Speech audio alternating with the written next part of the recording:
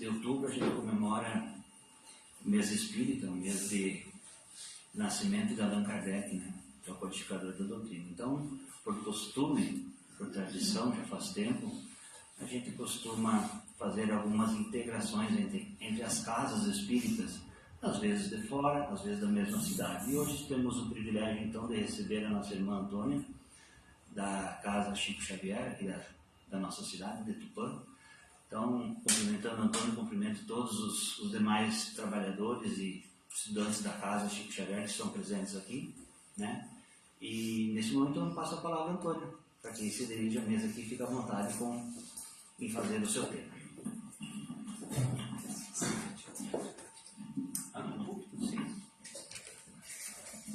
Boa noite a todos. Que Deus ilumine a cada um de vocês. E é com uma imensa alegria que estamos aqui nessa noite, porque foi nessa casa que iniciamos então os nossos estudos. Foi aí sentados aonde vocês estão hoje, e nos apaixonamos pela doutrina. E aqui trabalhamos muito tempo, até sairmos para fundarmos um outro núcleo de luz na nossa cidade. Mas então a Casa Bezerra de Menezes continua sempre dentro do nosso coração, e eu a considero também a minha casa, e a gente comenta isso lá no Chico. Então, obrigada pelo convite, e que Deus nos abençoe, então, a explanar aquilo que nós preparamos para os irmãos nessa noite. Que Jesus abençoe a cada um. Vamos falar hoje sobre os ensinamentos de Jesus e sobre a importância da fé. Vamos iniciar falando sobre uma exposição de arte que estava acontecendo em determinado local. E a sala se encontrava repleta de convidados, todos eles curiosos para ver a obra de arte que estava oculta sobre o pano.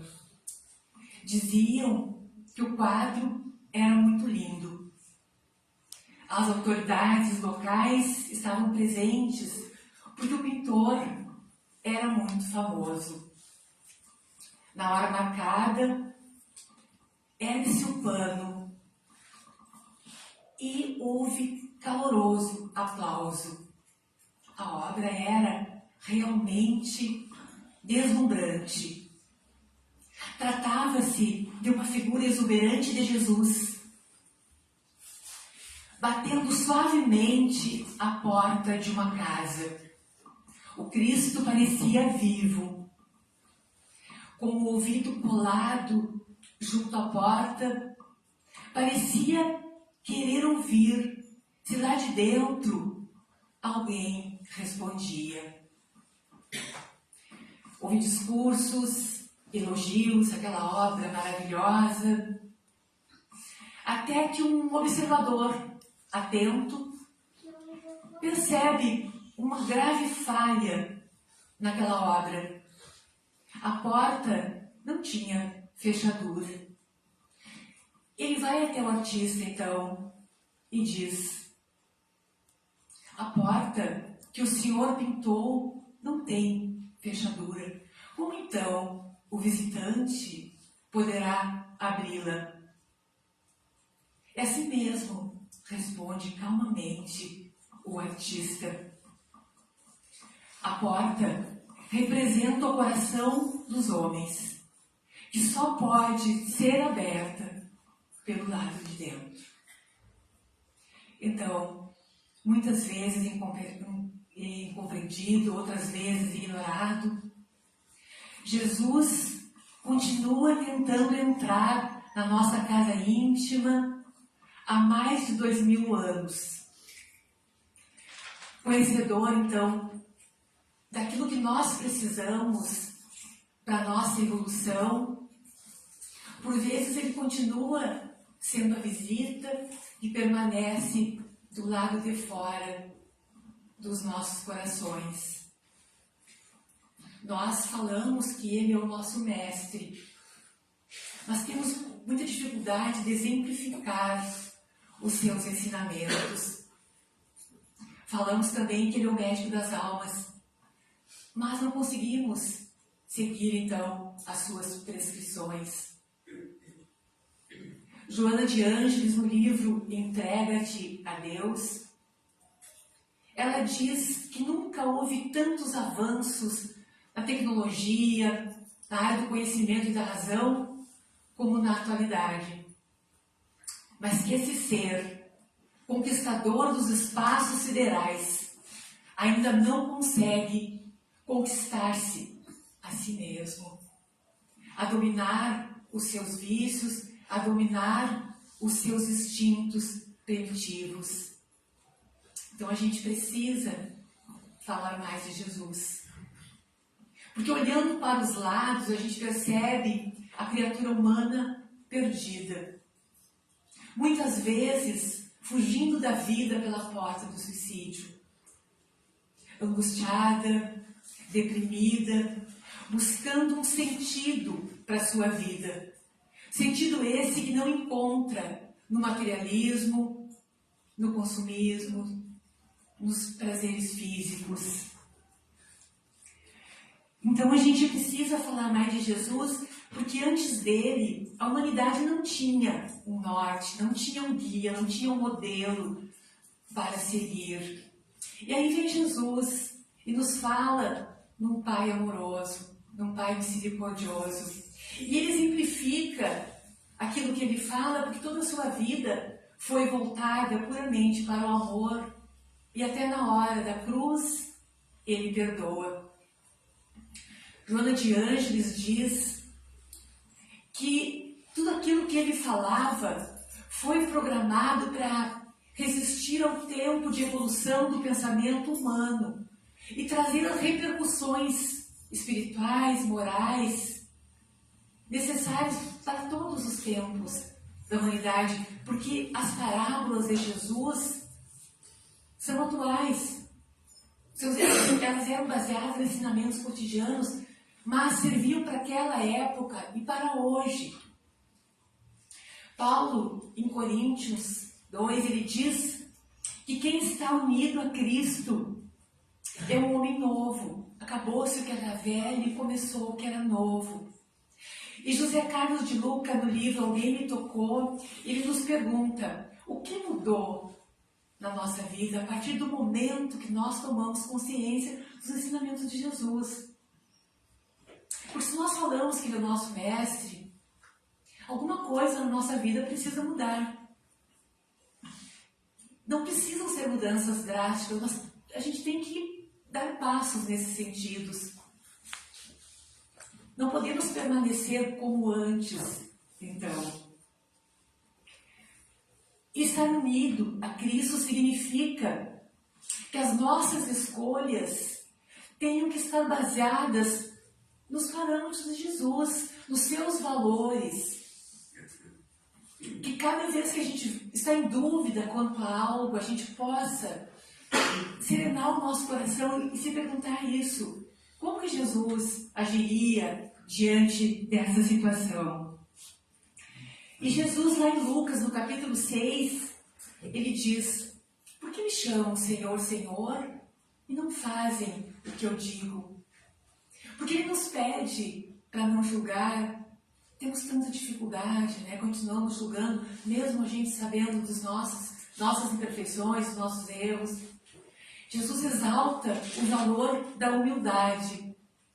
E nós ainda, muitas vezes, as nossas atitudes são motivadas pelo orgulho.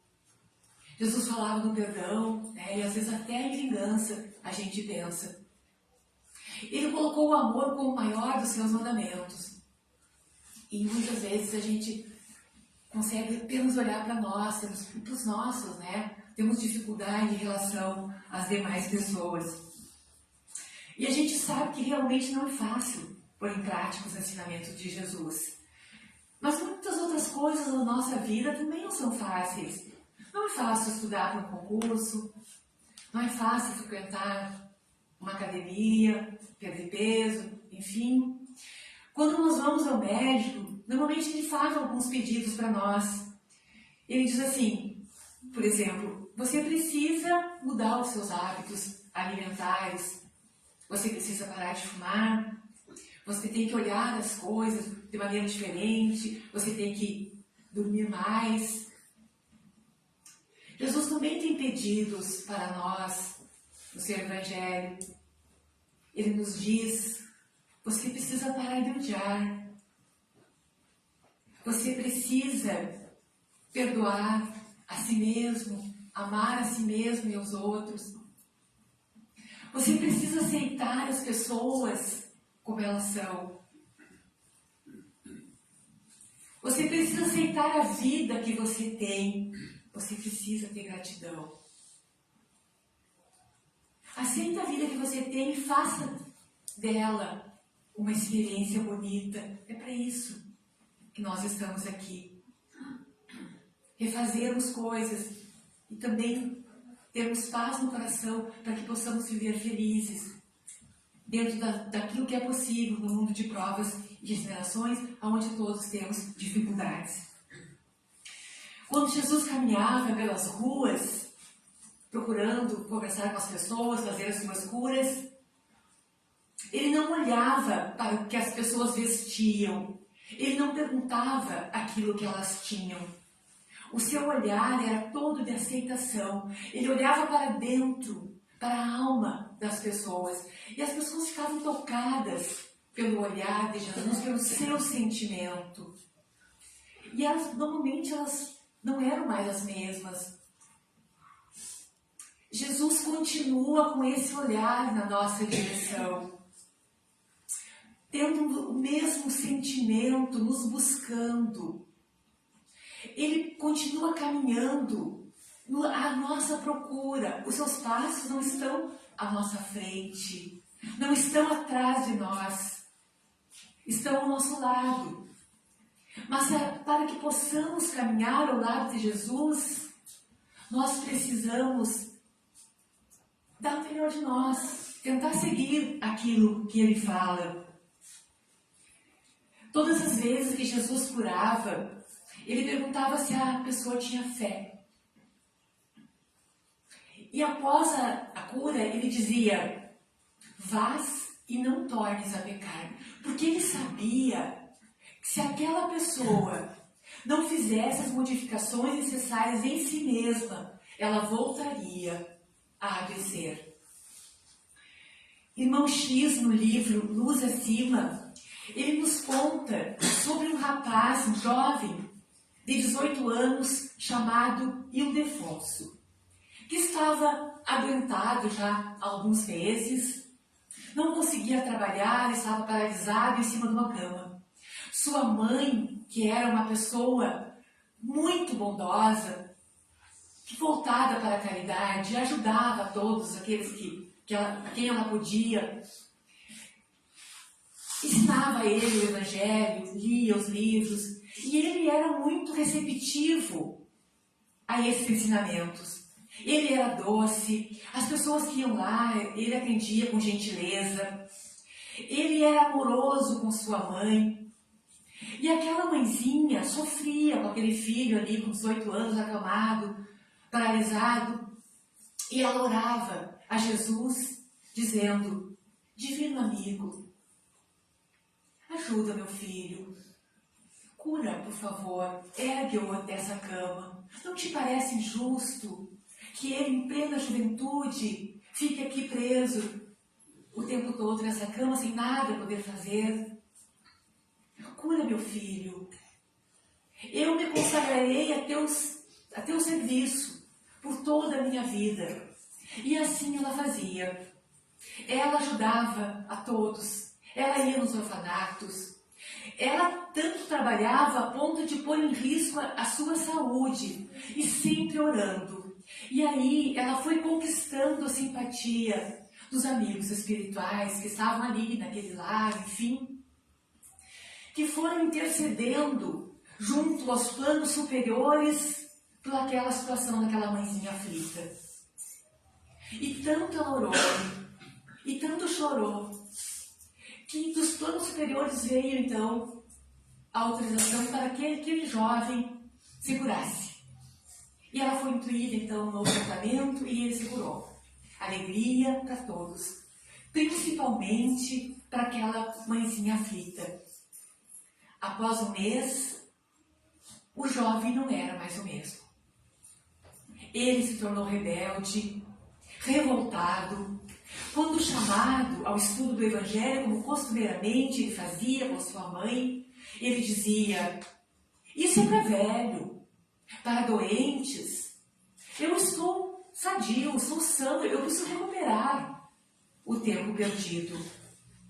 E saiu às noitadas, gastando as economias daquela mãe. Começou a se viciar, a usar álcool. Voltava para casa embriagado, não queria trabalhar, não ajudava nas tarefas. E tantas reclamações vinham até aquela pobre mãe. E uma noite, numa madrugada, ele chega em casa alcoolizado e ela vai aconselhá-lo e ele a agride fisicamente. E ela então se ajoelha no seu quarto e, renovada então pelaquela experiência dolorosa, ela diz: médico amigo, compreendo-te agora os desígnios sábios e justos. Não permitas que ele, o meu filho, se transforme em um monstro. Faz-me compreender a tua sentença compassiva e corrige-lhe a rota desventurada. Diz Irmão X que o ambiente se iluminou pela sinceridade e a dor na prece daquela mãe, que compreendia agora a necessidade da enfermidade para aquele filho, para que ele não se comprometesse mais com as leis divinas. Então, muitas vezes, diante das dificuldades, a nossa fé fica abalada. Achamos que aquilo não é justo. E as coisas que nos acontecem vêm para nós para que a gente tenha um aprendizado. Aquilo é o que nós precisamos naquele momento. A doença, por exemplo, ela não erra de endereço. Muitas vezes a gente se queixa, nos queixamos que temos dificuldade, às vezes, dentro da família. E a nossa família é aquela que nós precisamos para nós. Muitas vezes lá dentro temos grandes amores, mas também temos adversários do passado, a quem prejudicamos e que nos prejudicaram, e que hoje atendem pelo nome de pai, de mãe, de filho, de esposo. Por vezes nos queixamos que temos um filho com dificuldades de vícios, com doenças graves. Muitas vezes, numa existência anterior, nós colaboramos para que ele se tornasse viciado, para que se suicidasse, enfim. Então ele não vai nascer como filho do nosso vizinho, vai nascer como nosso filho, para que nós tentemos corrigir aquilo que nós, lá no passado, nós colaboramos para aquela imperfeição que agora ele trouxe. Então, que a gente, com fé na espiritualidade, no amparo, de que tudo está certo, nós façamos a nossa parte. A parte do familiar é dele, mas que nós possamos fazer com fé, sabendo do amparo que temos sempre conosco. E assim, todas as demais dificuldades que vêm para nós, tem ali um ensinamento, tem ali um aprendizado. Jesus dizia que se nós tivéssemos fé, do tamanho de um grão de mostarda, nós poderíamos remover uma montanha. Ele se referia à montanha das dificuldades que a gente carrega em nós mesmos. Orgulhos, ressentimentos, ódios. Carregamos às vezes pesos que a gente pode mudar, podemos melhorar isso. Basta nós querermos. Jesus disse para os seus discípulos: vocês podem Vocês são capazes, façam. Jesus acredita em nós. Façam, disse ele. Então nós precisamos acreditar em nós, que nós podemos fazer diferente. Nós podemos sair de qualquer situação de dificuldade. Basta nós irmos em frente com fé, que nós conseguimos, com certeza. Existe uma cena descrita em Mateus capítulo 8, que fala de uma tempestade, né, que Jesus estava no mar com os seus discípulos. E eles, diante da tempestade, eles se tomam de medo. E a fé deles, então, fica abalada. E Jesus fala sobre isso com eles e acalma a tempestade. Hoje, Jesus quer acalmar a nossa tempestade interior. Se nós nos tomarmos pelo medo diante das provações, das dificuldades que nos surgem, a gente fica paralisado e nós não conseguimos daí sair de uma situação difícil, de uma tormenta, de uma tempestade que nos acontece. Mas se nós soubermos do amparo todo que temos, se nós soubermos que em nenhum momento a espiritualidade não está ali do nosso lado, nos empurrando, carregando-nos no colo, a gente consegue vencer qualquer dificuldade que nos aconteça. E Jesus nunca falou que não fôssemos felizes.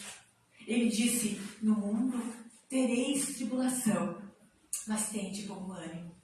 E ele disse também, a minha paz vos deixo, a minha paz vos dou.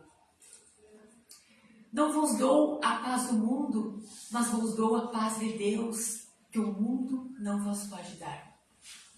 Portanto, não se turbe o vosso coração, nem se receie, porque eu estarei convosco até o fim dos tempos.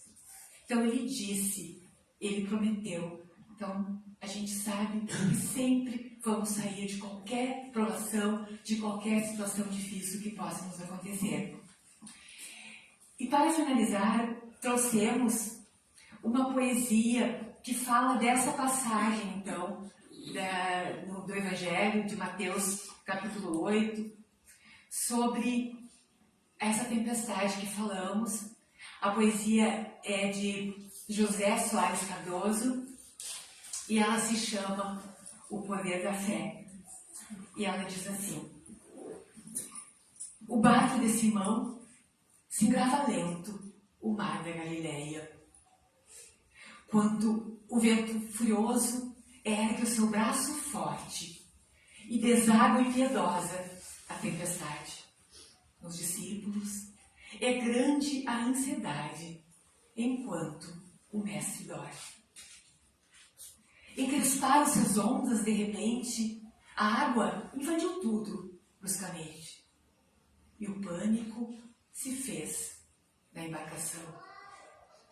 É chamado Jesus com impaciência. Todos querem saber que providência tomará ele então. Não te importa, Senhor, que pereçamos? Não vês que aflitos todos nós estamos ante a fúria cruel da tempestade?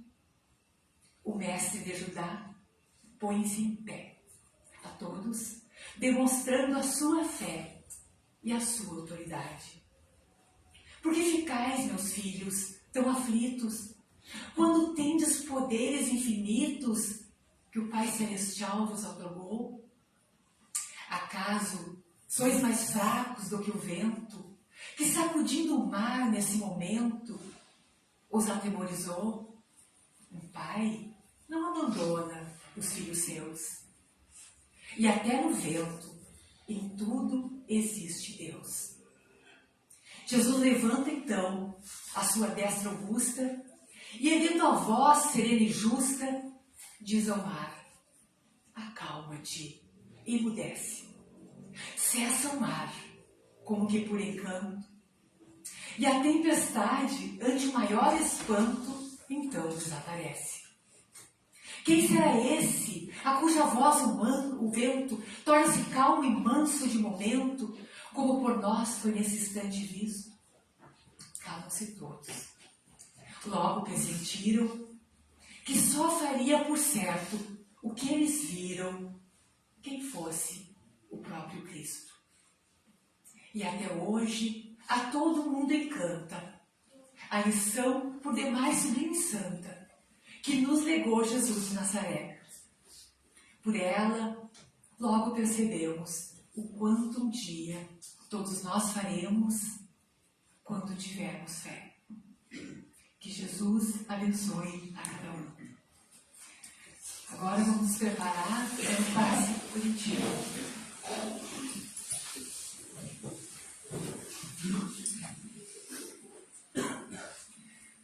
Nós pedimos então nesse momento a Jesus, o divino amigo, a Bezerra de Menezes, o patrão dessa casa, a espiritualidade superior que nos envolve a todos, as bênçãos do alto sobre cada um dos irmãos, que possa ser derramados nesse momento através do chakra coronário dos irmãos, fluidos de paz, de luz, de equilíbrio, de cura, de reconforto, que através das nossas células percorra todo o nosso corpo físico e que traga as bênçãos para também a parte espiritual. Que Jesus, com seus emissários, possa levar essas energias até os nossos lares, que percorra as ruas da nossa cidade, levando então aos locais de sofrimento a sua bênção, energias de amor, que leve o seu abraço, o seu conforto. Pedimos também os enfermeiros da espiritualidade que fluidifique as águas que estão nos nossos lares, bem como aquelas que estão aqui na nossa casa, e que possamos sair daqui repletos de bênçãos, nos sentindo cheios de esperanças, felizes, em paz, que tenhamos uma boa noite, que assim seja, e assim será. Gratidão.